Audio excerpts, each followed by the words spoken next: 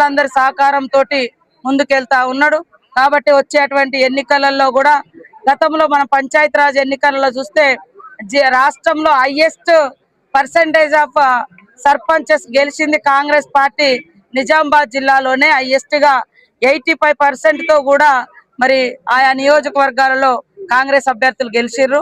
ఇప్పుడు కూడా మున్సిపాలిటీలో కూడా కాంగ్రెస్ పార్టీ అన్ని మరి రాష్ట్రంలో అదే విధంగా ఇక్కడ నిజామాబాద్ లో అత్యధికంగా కూడా గెలిపించే విధంగా కృషి చేయాలని మా కార్యకర్తల్ని మా నాయకులు ఇక్కడ ఇన్ఛార్జ్ గా ఉన్నటువంటి బాల్కొండ సునీల్ రెడ్డి గారు, అక్కడ వినయ్ మరి వారందరితో మీటింగ్స్ ఏర్పాటు చేసుకొని దిశానిర్దేశం చేసుకోవడం జరిగింది.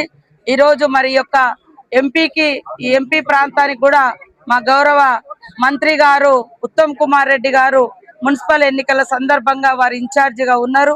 వారు ఈ రోజు మీటింగ్ కూడా ఏర్పాటు చేసిండ్రు.